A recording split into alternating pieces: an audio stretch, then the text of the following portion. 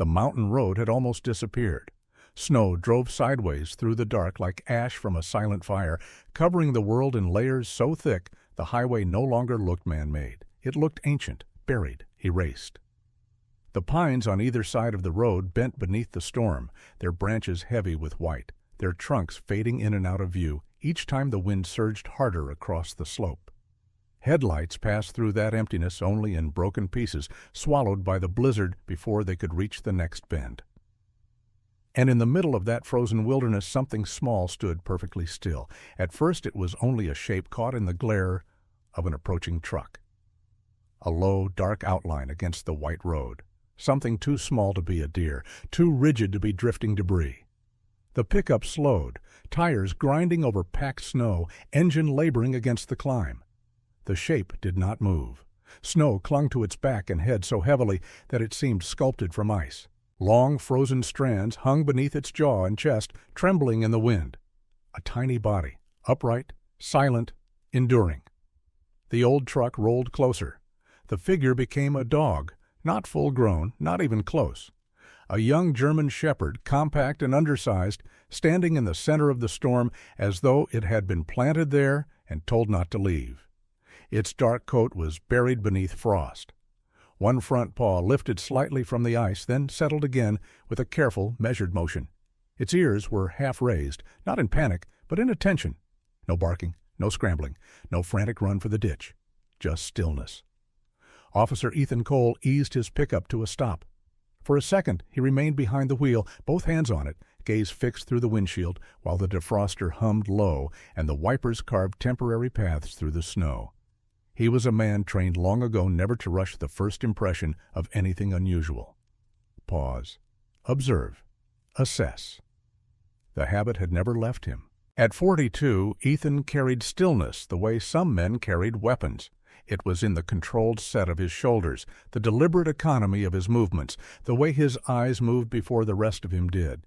His face was lean and weathered, not by age so much as exposure, cold nights, hard miles, long decisions. Dark stubble shadowed his jaw.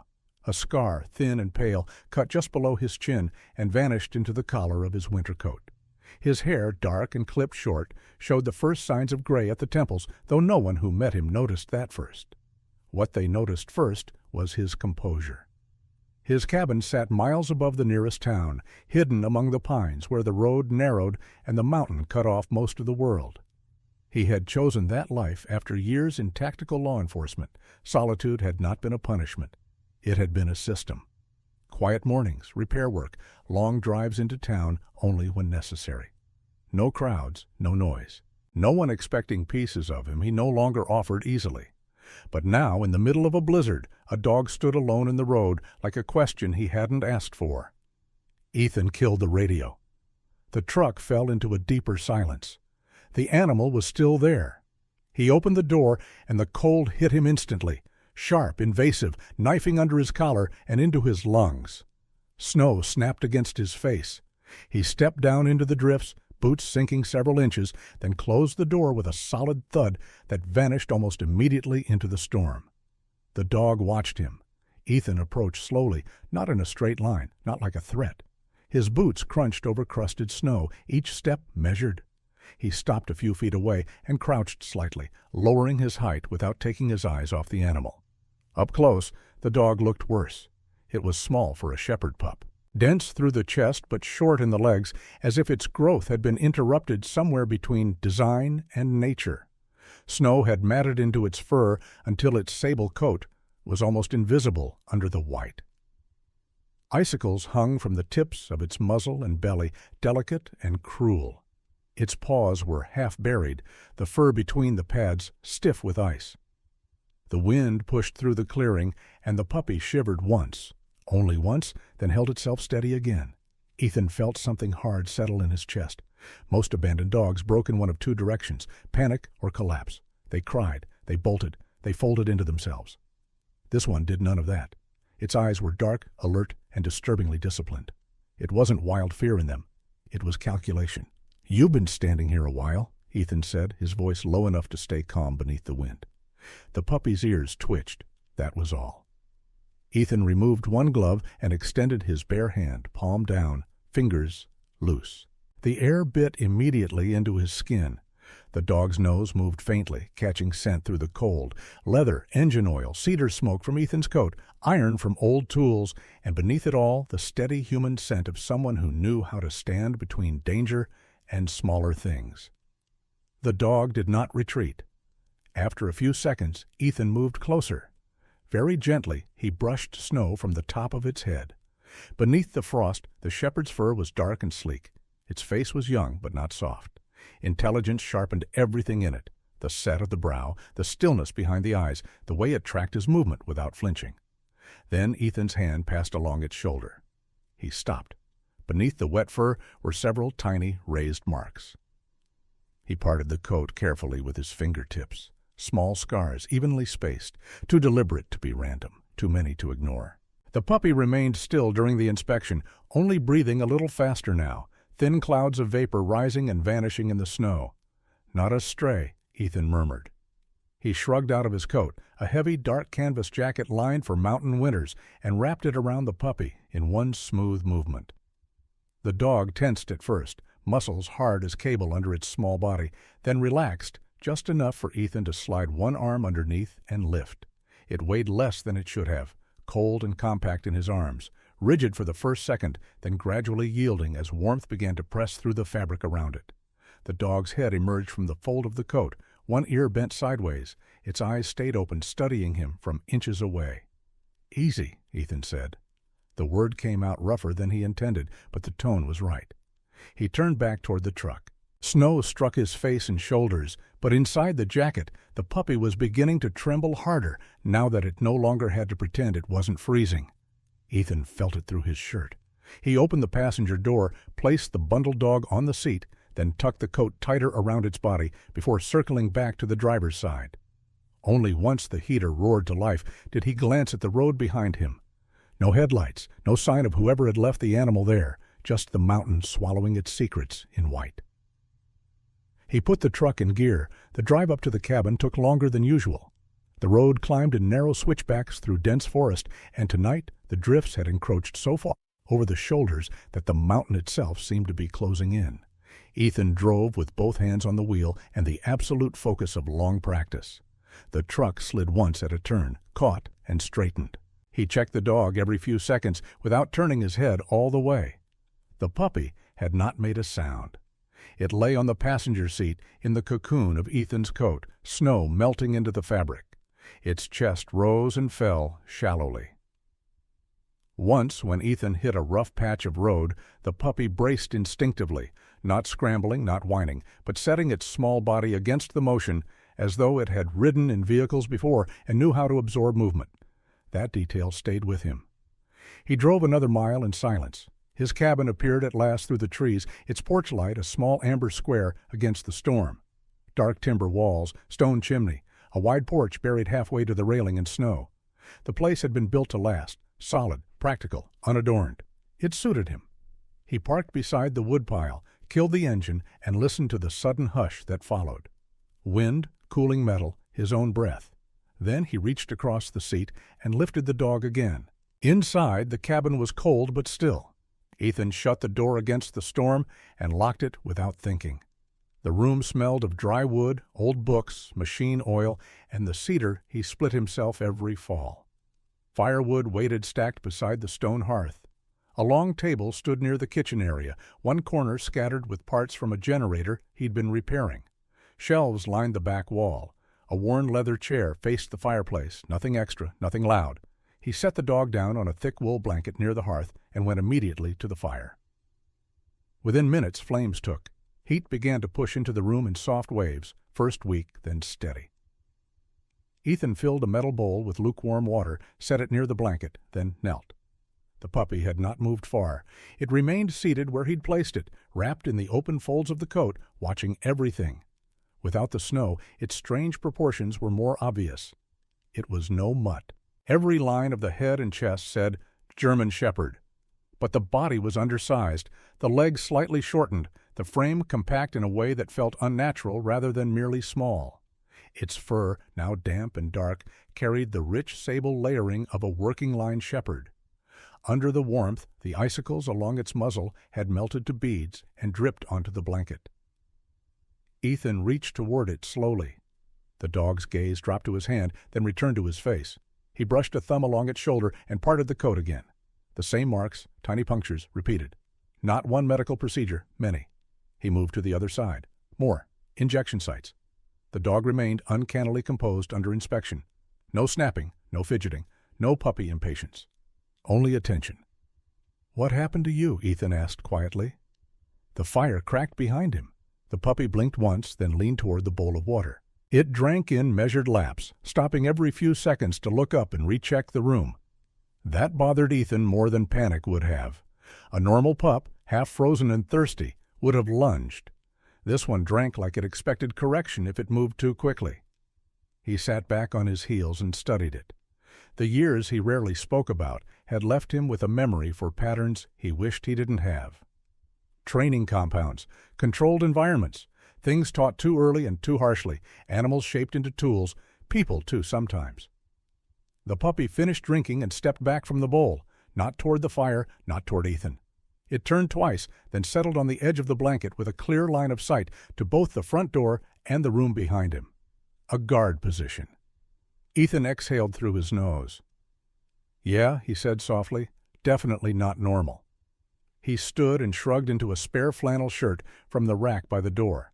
The loss of his coat barely registered now that the fire was spreading warmth into the cabin. He moved through the kitchen area, set a pot on the stove, and opened one of the cupboards where he kept canned broth for winter nights. He heated some, then let it cool enough before pouring a little into a shallow dish and carrying it back. The dog was exactly where he had left it, but awake. Its eyes tracked him in silence. He set the broth down and withdrew.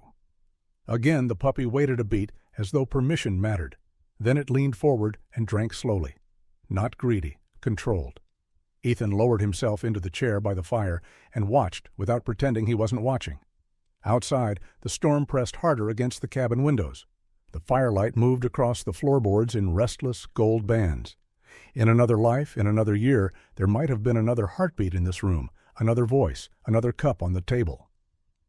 He did not let himself stay with that thought long. He had grown skilled at redirecting memory before it took hold.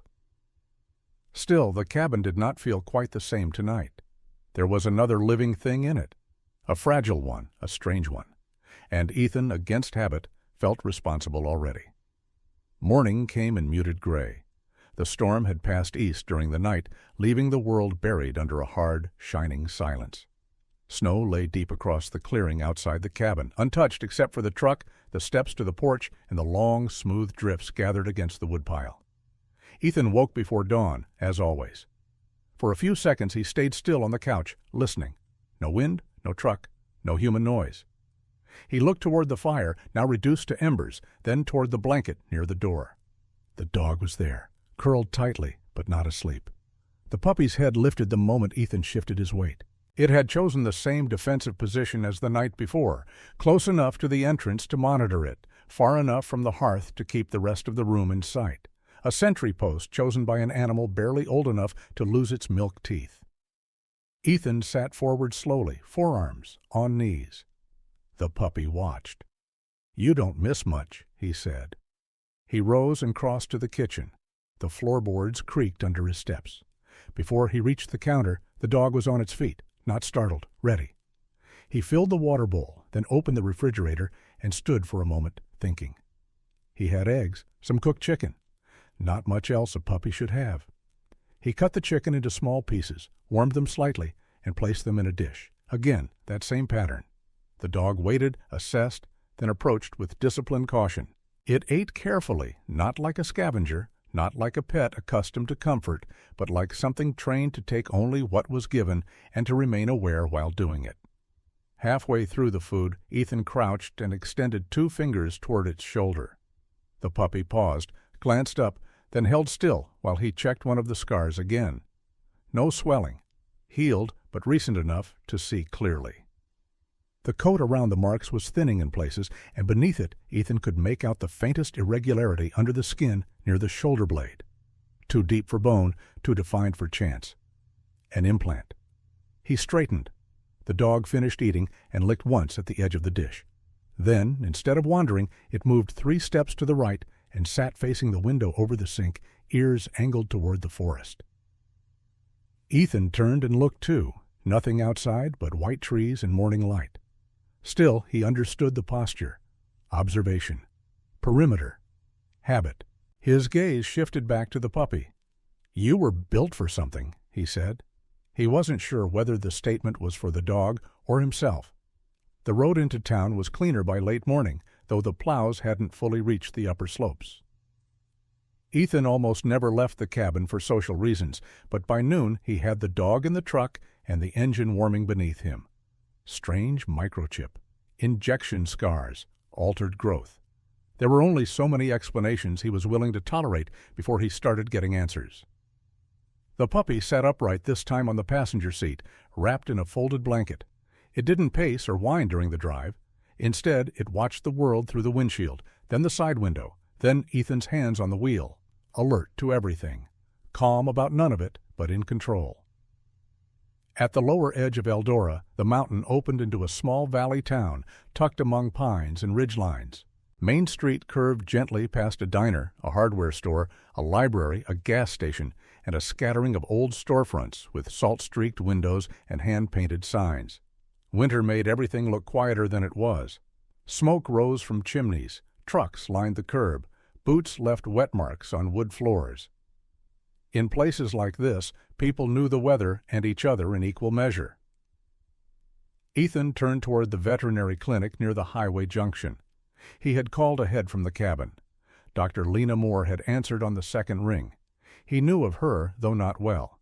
Everyone in Eldora knew of everyone eventually.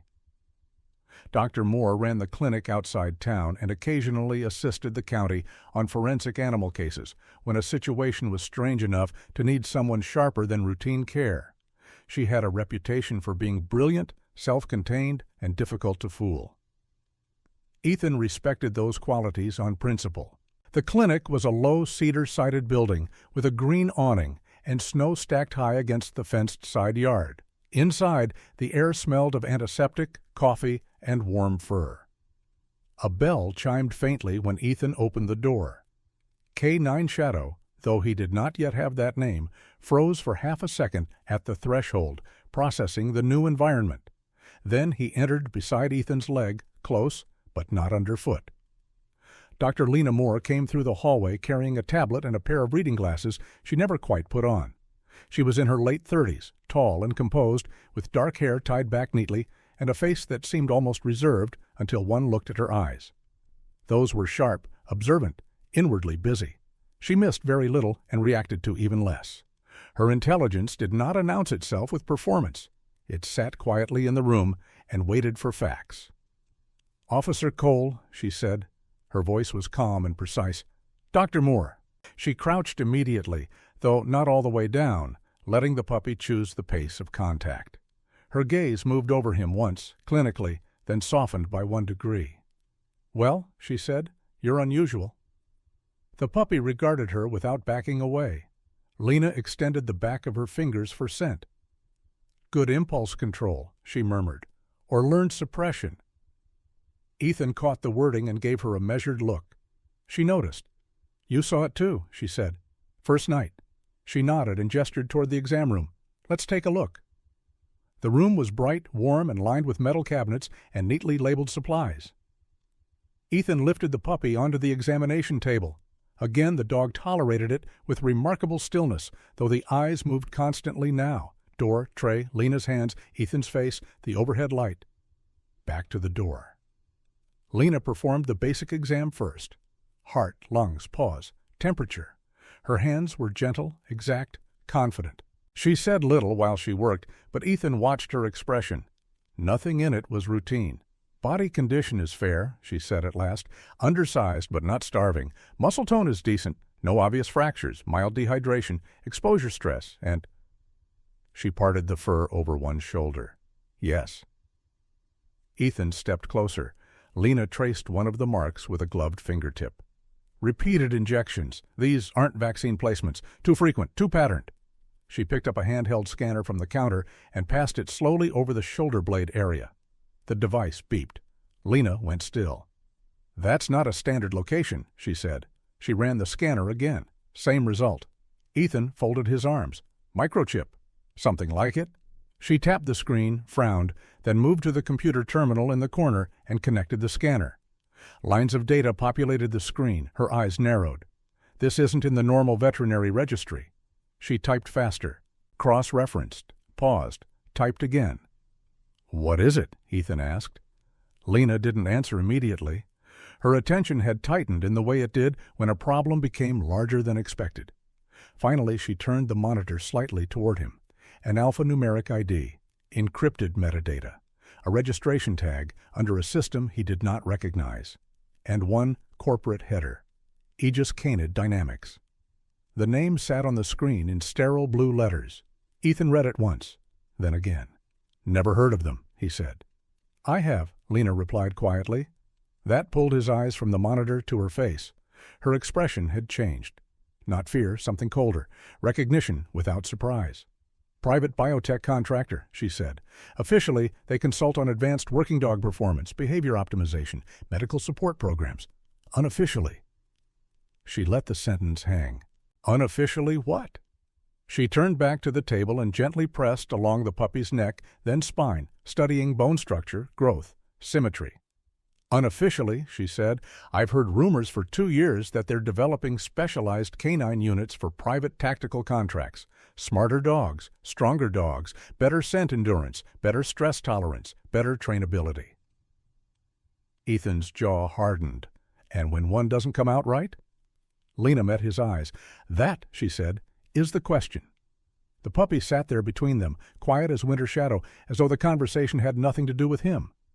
Ethan looked down at the animal and felt something old and familiar rise under his calm. Not anger exactly. Anger was noisy. This was cleaner than that, harder. The same response he used to get when someone tried to dress cruelty in technical language. Research, optimization, property, performance. He had heard enough versions of those words in his life. Lena continued the scan. "Growth disruption is evident, proportional abnormalities too. There may be endocrine interference, possibly gene targeting, possibly hormone manipulation. I'll need blood work to say more." "Can you do it?" "Yes."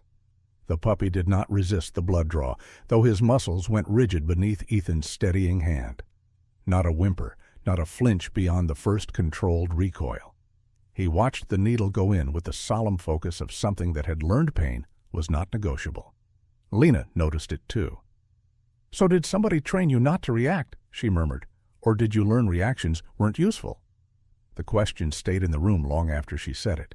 When she finished, Ethan lifted the dog back down from the table.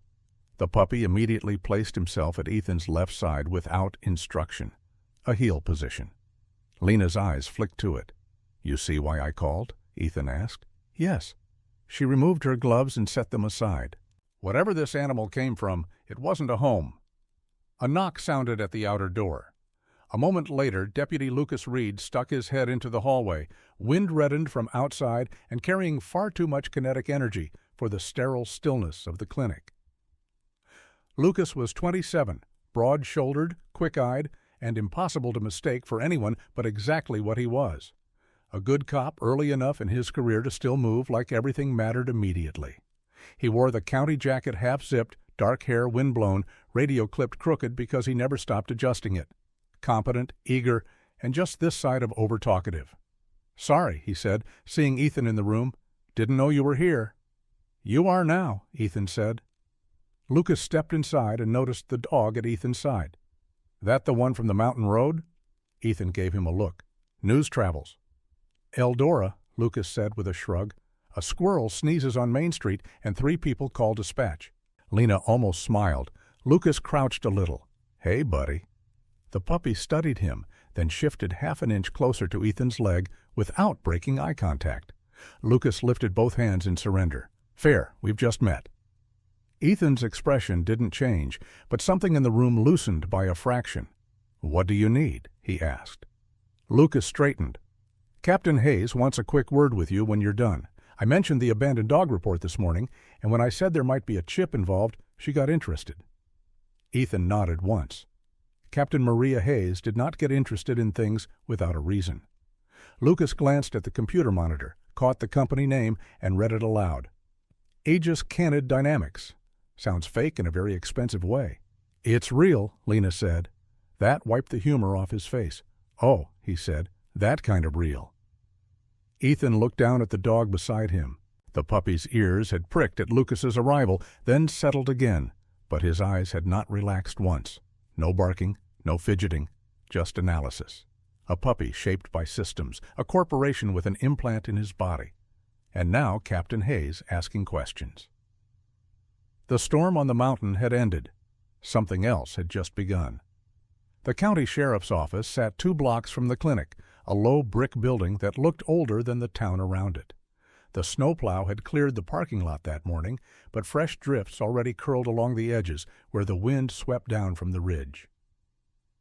Ethan Cole parked his pickup and stepped out with the puppy at his side. The dog moved in perfect sync with him.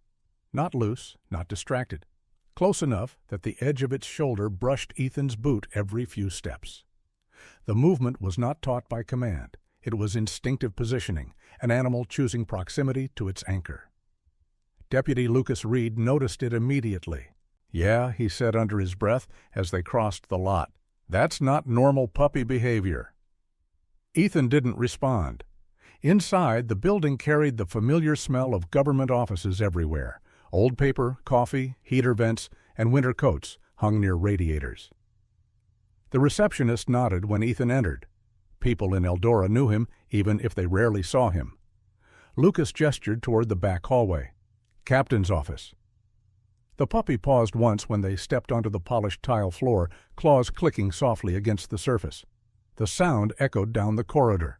Its ears flicked toward the unfamiliar noise, then settled again. Captain Maria Hayes looked up from a stack of paperwork when they entered. She was standing beside the window, sleeves rolled up despite the cold outside, reading glasses perched low on her nose. Maria Hayes was the kind of leader whose presence filled a room without raising her voice. Mid-40s, strong posture, dark hair pulled back in a tight bun that had survived decades of long shifts and difficult calls. People in the department respected her because she had earned it the long way, case by case, decision by decision. Her eyes moved from Ethan to the dog. That's the one.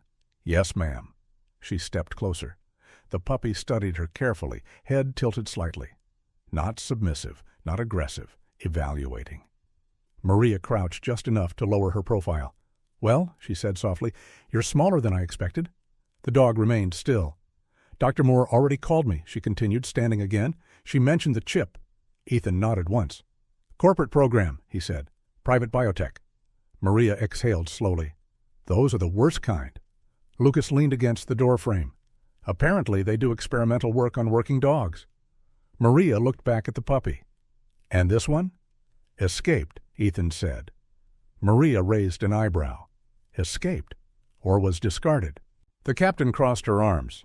Dr. Moore ran the chip registry through a private database, she said. The company attached to it is called Aegis Canid Dynamics. Ever heard of them? No.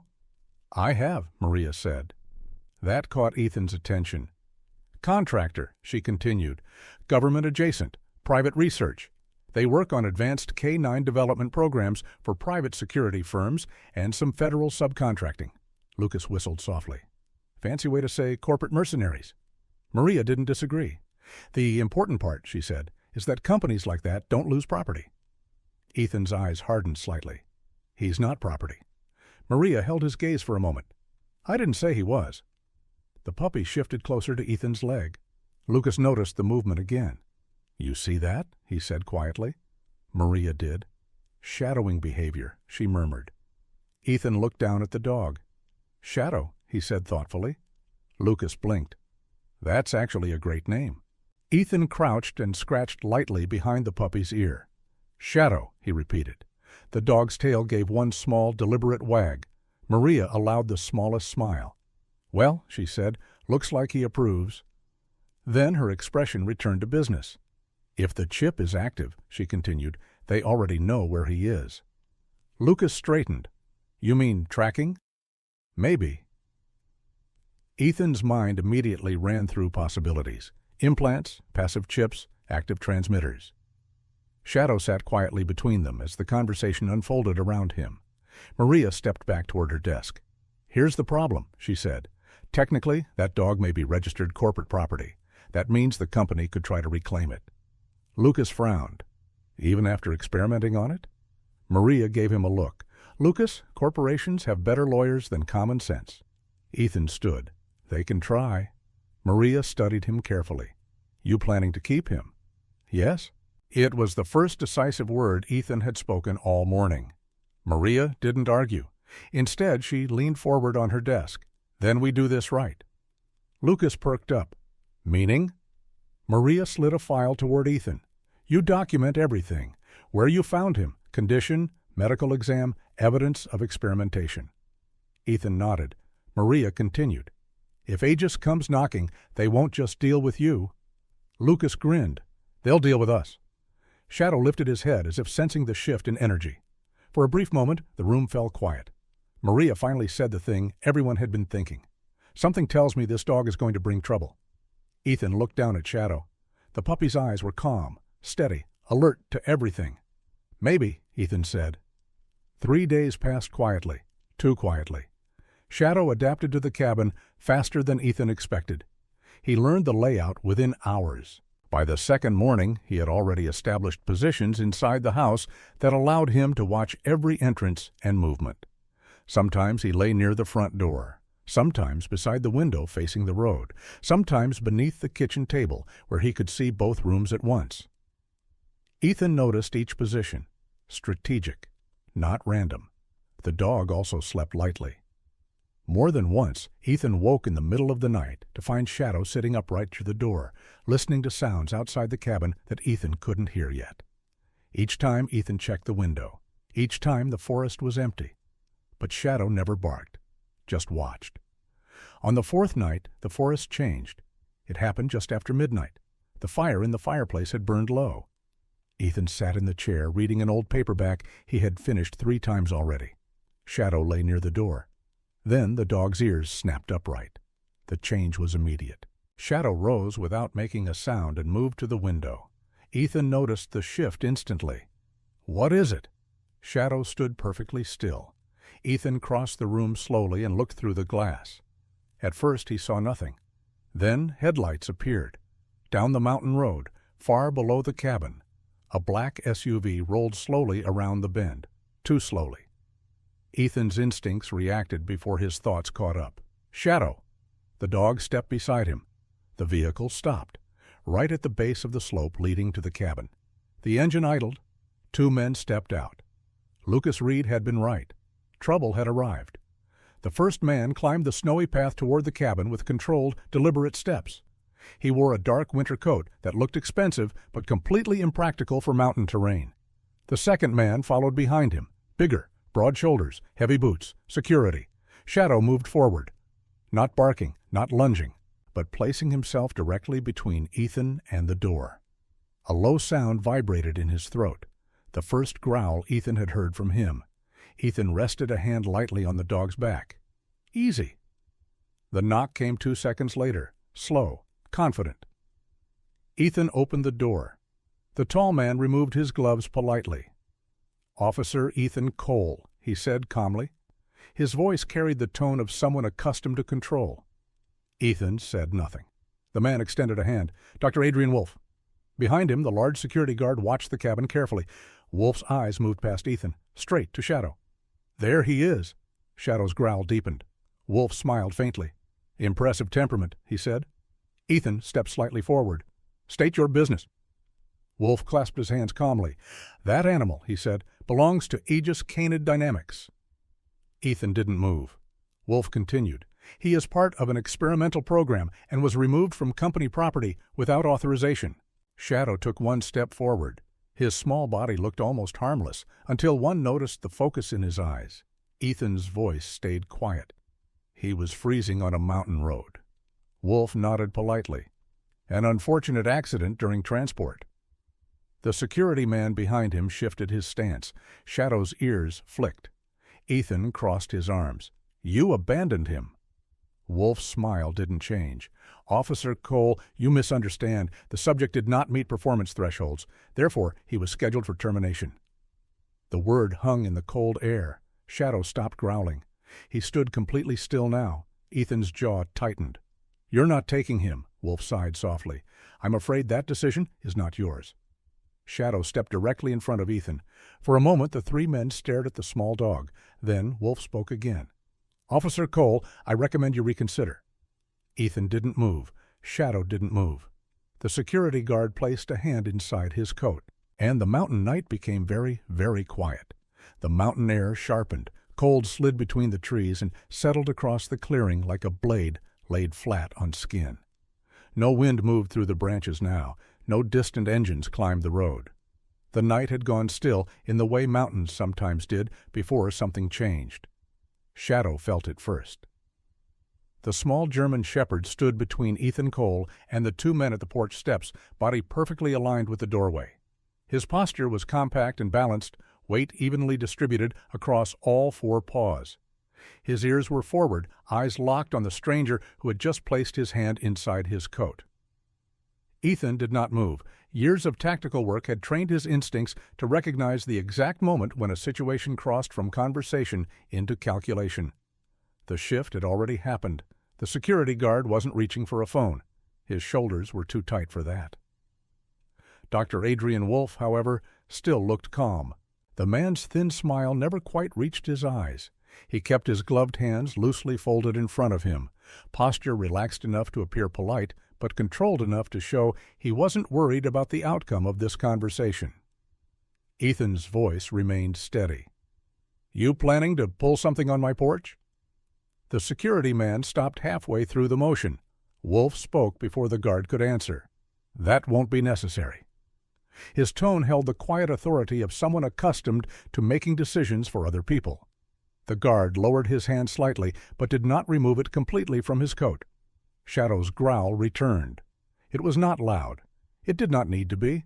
The sound came from deep in the dog's chest, vibrating through the wooden boards of the porch like a warning carved from instinct rather than emotion. Wolf looked down at him with mild interest. "Fascinating." Ethan's eyes narrowed. "You have 5 seconds to explain why you're standing here." Wolf glanced briefly at the dog again before returning his attention to Ethan. "As I said earlier," he replied calmly, "the animal inside your home belongs to Aegis Canid Dynamics. It was part of a research program under my supervision." "Was," Ethan said. Wolf tilted his head slightly. "Your report from Dr. Moore mentioned the growth disorder." Ethan did not answer. The man sighed faintly. "Pituitary dwarfism," Wolf continued, "a rare genetic defect. Very unfortunate." Shadow's ears flicked when Ethan's hand brushed his back. "That defect," Wolf said, "renders the subject unsuitable for operational deployment." "Operational deployment," Ethan repeated flatly. "Yes." "Meaning you were turning dogs into weapons." Wolf smiled again. "Officer Cole, the military has used working dogs for decades. Security firms use them. Law enforcement uses them. We simply refined the process."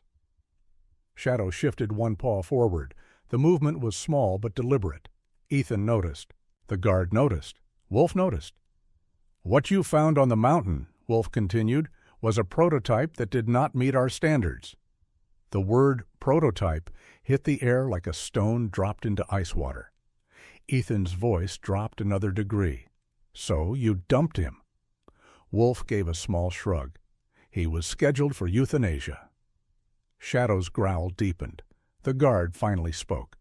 "Sir, maybe we should—" Wolf raised one finger. The guard fell silent immediately. Ethan saw the dynamic clearly now. Corporate scientist, private security, someone used to obedience. Wolf turned his attention back to Ethan. "The company would prefer to resolve this matter quietly," he said. "You return the subject to us. We compensate you for the inconvenience." Ethan didn't blink. "No." The answer came so quickly that even Lucas Reed, standing silently behind Ethan inside the cabin, almost laughed. Wolf's smile thinned slightly. "You may want to reconsider." "Already did." The man studied Ethan for several seconds. Behind him the guard's stance grew tighter. Shadow stood like a statue. Then Wolf exhaled softly. "I see." He stepped closer to the porch but did not cross onto it. "Allow me to be very clear, Officer Cole," he said quietly. "That dog is corporate property.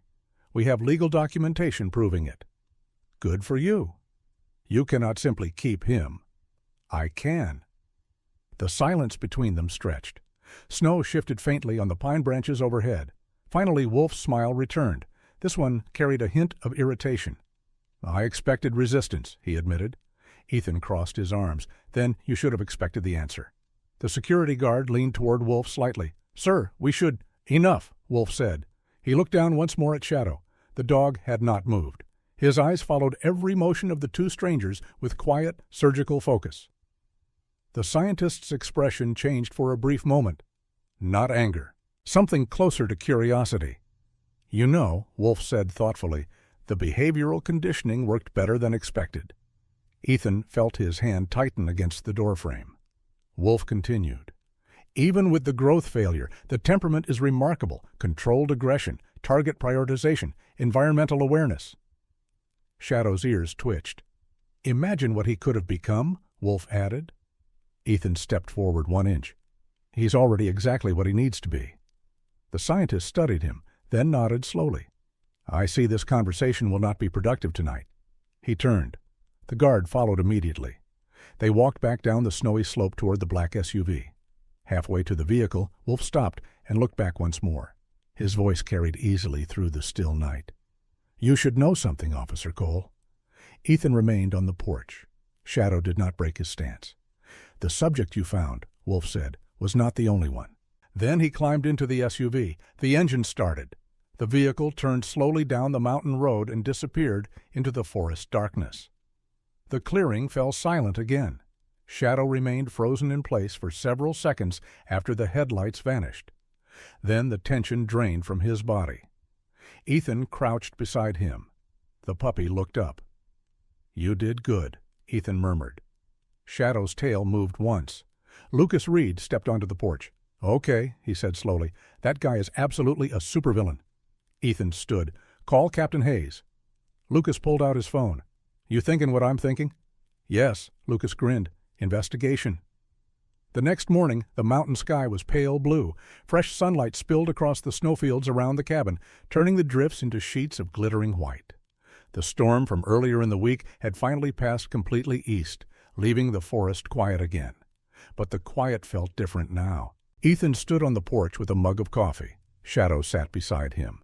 The small dog's ears flicked constantly toward distant sounds. Vehicles, wind, birds, movement.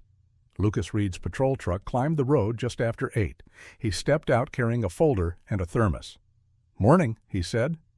Shadow watched him approach. Lucas crouched. "Hey, buddy." Shadow sniffed his glove, then allowed a brief tail wag. Lucas looked up at Ethan. "I think he likes me." Ethan shrugged. "He tolerates you." Lucas grinned. "Same thing." He handed the folder over. "Captain Hayes started digging last night." Ethan flipped it open. Documents, corporate records, facility registrations, satellite maps. The name Aegis Canid Dynamics appeared repeatedly across the pages. Lucas pointed at one of the maps.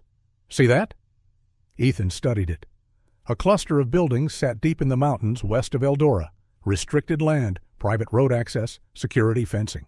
Lucas leaned against the porch rail. "That's their research facility." Shadow stood suddenly. His head turned toward the forest road. Ethan followed his gaze. A second vehicle climbed the mountain, not black, a county SUV. Captain Maria Hayes stepped out moments later. Behind her came another figure, Dr. Lena Moore. Maria walked straight toward the porch. "We've got a situation," she said. Ethan closed the folder. "Good or bad?" Maria looked at Shadow. "Both." Lena knelt beside the puppy, gently checking his shoulder again.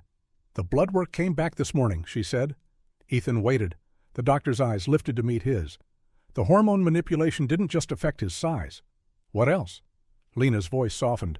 "They enhanced neurological development." Lucas blinked. "Meaning?" Lena looked down at Shadow. "Meaning his brain developed differently than a normal dog's." Shadow tilted his head slightly as if he understood the attention. Maria crossed her arms. "Which explains the behavior." Lucas nodded slowly. "So he's basically smarter."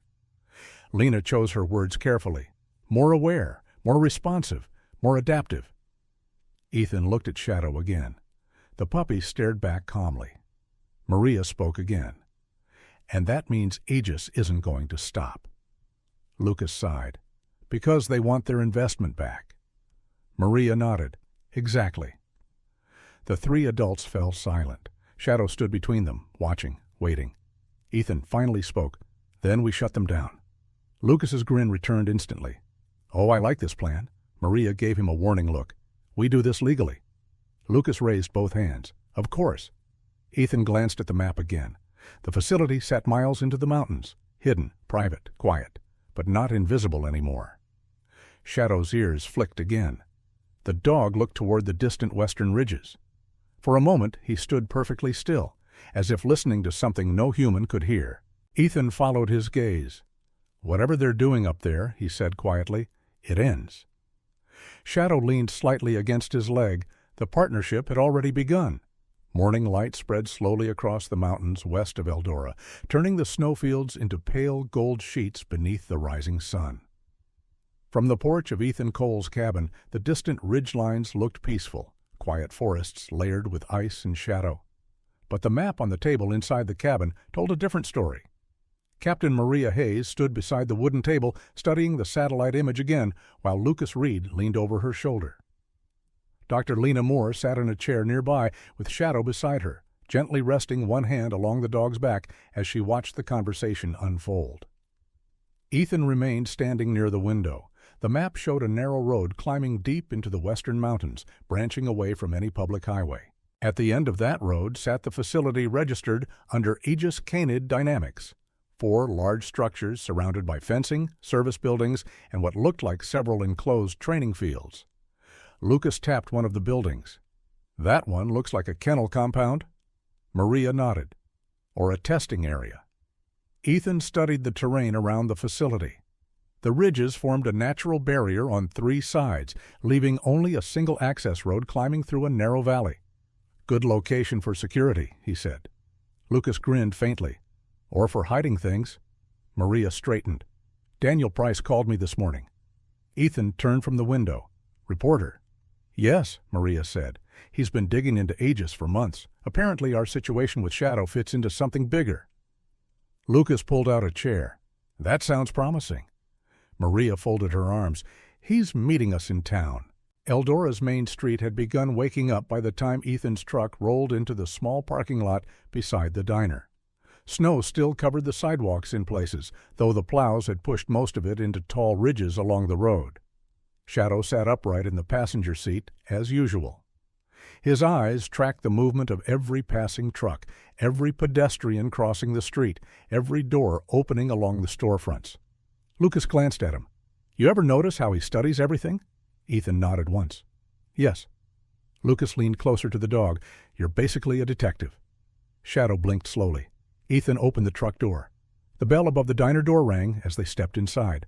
Warm air filled the room, carrying the smell of coffee, frying eggs, and maple syrup. Several locals sat at the counter discussing the previous week's storm, while a waitress moved between tables with practiced speed. Daniel Price sat near the back booth. He stood when Ethan approached. Daniel was in his mid-30s, tall and slightly lean, with dark curly hair and a trimmed beard that gave him the thoughtful appearance of someone used to long nights reading documents and chasing stories. His eyes were sharp and observant behind thin glasses. "You must be Ethan Cole," he said, extending his hand. Ethan shook it. "Daniel Price." Lucas slid into the booth. "Reporter guy." Daniel smiled slightly. "I prefer investigative journalist." Maria sat across from him. "Let's get to it." Daniel opened a leather notebook. "I've been tracking Aegis Canid Dynamics for almost a year," he said. Shadow settled beside Ethan's chair. Daniel noticed immediately. "That's the dog." "Yes," Maria said. Daniel studied Shadow carefully. "He's smaller than I expected." "Pituitary dwarfism," Lena explained. Daniel nodded.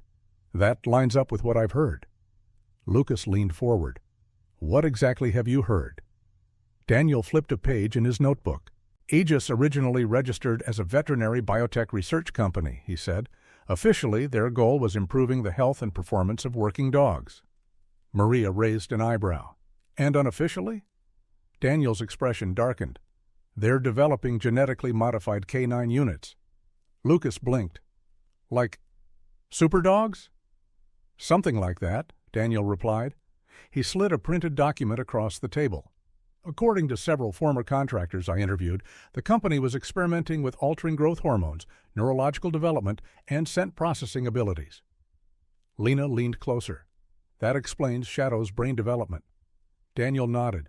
They wanted dogs that could think faster, adapt faster, and remain calm under extreme stress.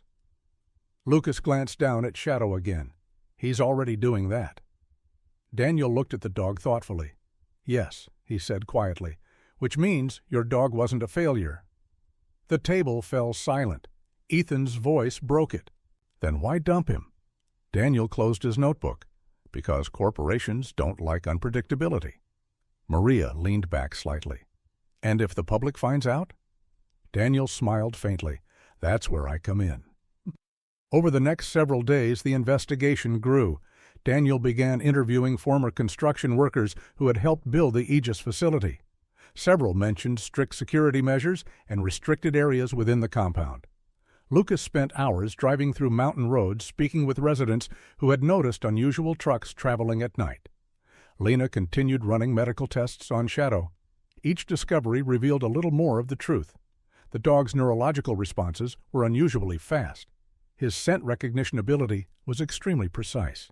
His emotional control far exceeded that of normal puppies. But the most surprising discovery came during one quiet afternoon at the rescue shelter. Rachel Monroe stood inside one of the kennels watching a newly rescued dog pacing nervously along the fence. The animal had been found wandering near the highway earlier that week, frightened and aggressive toward anyone who approached. Volunteers struggled to calm him. Then Shadow stepped forward. He sat outside the kennel gate, no barking, no movement, just watching. The nervous dog slowed. Its pacing stopped. After several seconds, it walked closer to the gate and sniffed cautiously. Rachel blinked. That's incredible. Ethan leaned against the fence beside her. Shadow remained still. The frightened dog eventually lay down. Lucas crossed his arms. Okay, that's officially weird. Lena crouched beside Shadow. Animals respond strongly to body language, she said. Rachel smiled. But this feels like more than that. Shadow's tail moved slightly. For the first time since arriving in Eldora, the small dog looked almost peaceful. But the calm did not last. Late one evening, Ethan returned to the cabin after spending several hours helping at the shelter. The sky had turned deep blue above the mountains, and the forest around the cabin glowed faintly in moonlight reflecting off the remaining snow. Shadow stepped onto the porch ahead of him. Then he froze. His ears rose sharply. Ethan noticed instantly. What is it? Shadow moved toward the edge of the clearing. Ethan followed. At first he saw nothing. Then the distant rumble of engines echoed through the valley, multiple vehicles. Lucas's voice crackled through Ethan's phone. Ethan, I hear them. Lucas spoke quickly. Black SUVs just passed through town heading west. Ethan looked toward the forest road. Headlights appeared between the trees. More than one. Shadow stepped directly beside Ethan. His body tense, his eyes locked on the approaching vehicles. Lucas's voice returned through the phone. Captain Hayes thinks Aegis knows we're investigating. Ethan's jaw tightened. Looks like it. The convoy climbed the road slowly. 3 SUVs, all black. They stopped at the base of the slope leading to the cabin. Lucas spoke again. Ethan, you might want to get out of there. Ethan watched the vehicles carefully. Shadow growled. No, Ethan said quietly. Lucas paused. What? They're here for him.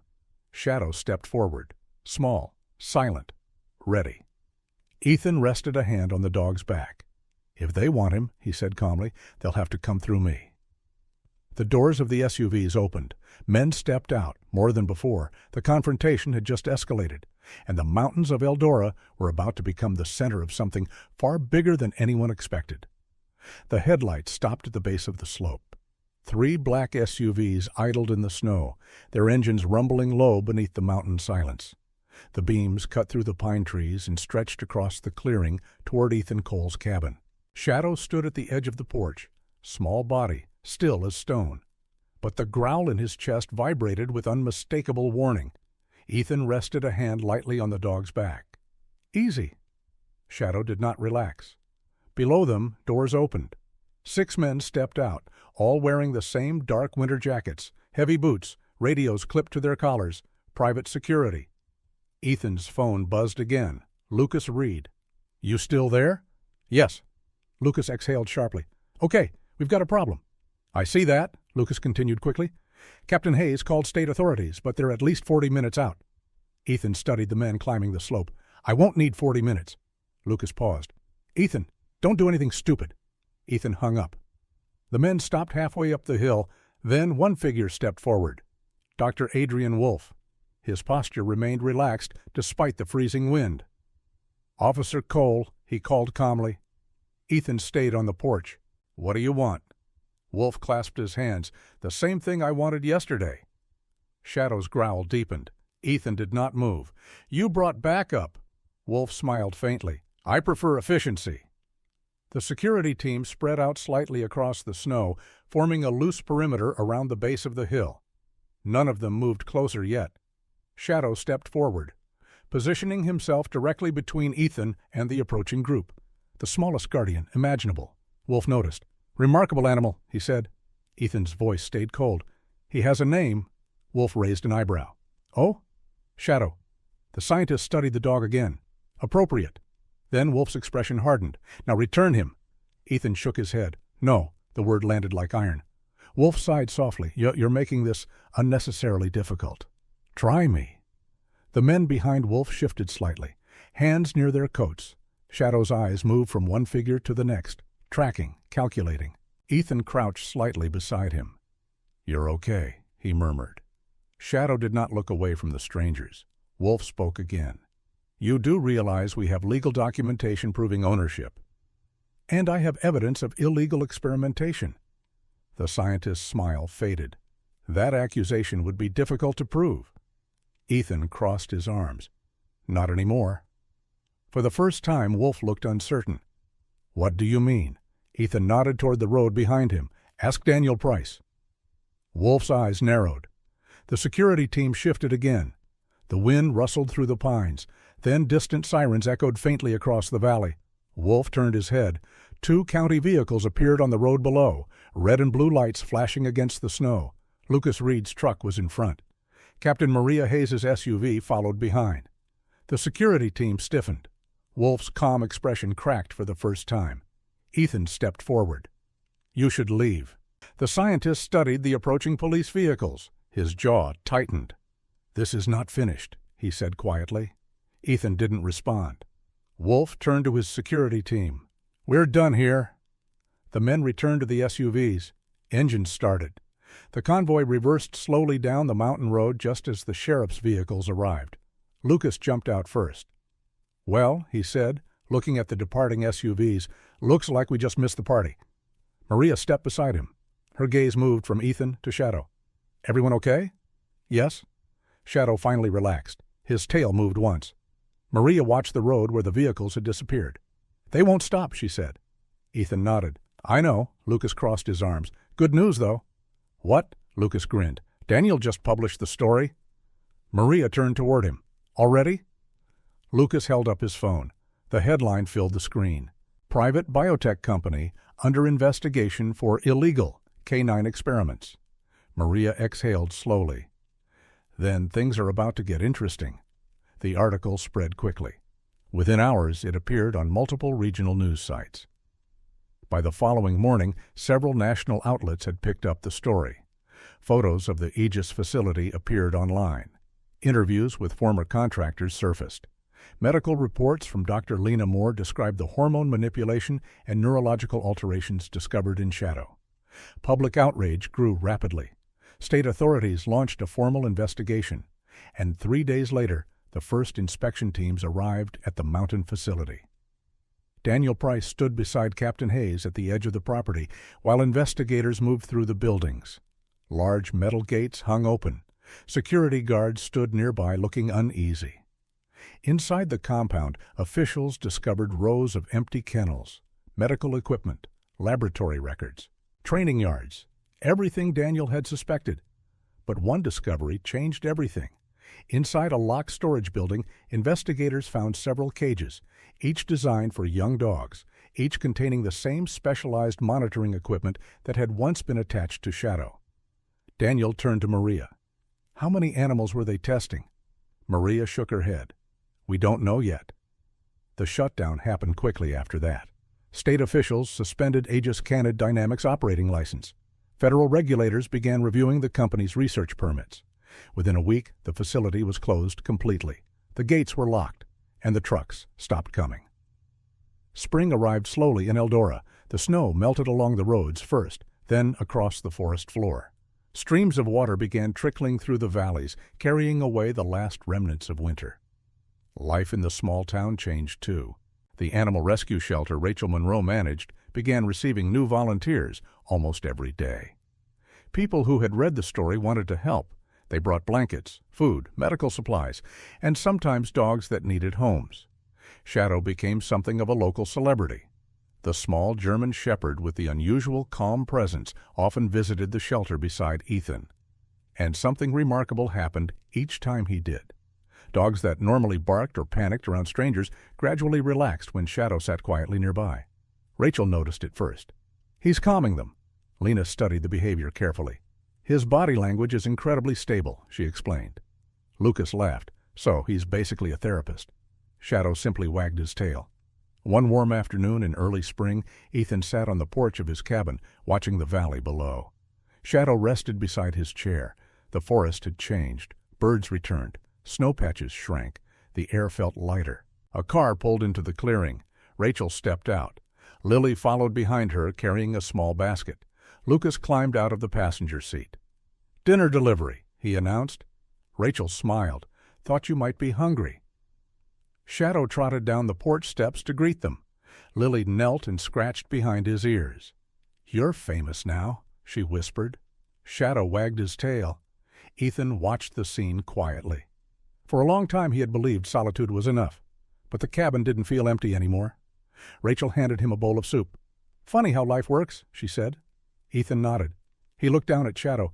The small dog leaned gently against his boot. "You know," Ethan said quietly, "I thought I rescued him." Rachel smiled. "Maybe he rescued you." Shadow's ears twitched. The mountains around Eldora stood silent beneath the evening sky. The storm that had once left a tiny puppy freezing on a lonely road was long gone. But the quiet loyalty of that small dog had changed everything. Sometimes the smallest life can transform the world around it. Sometimes the one we rescue ends up rescuing us. And sometimes a single act of compassion is enough to bring an entire community together.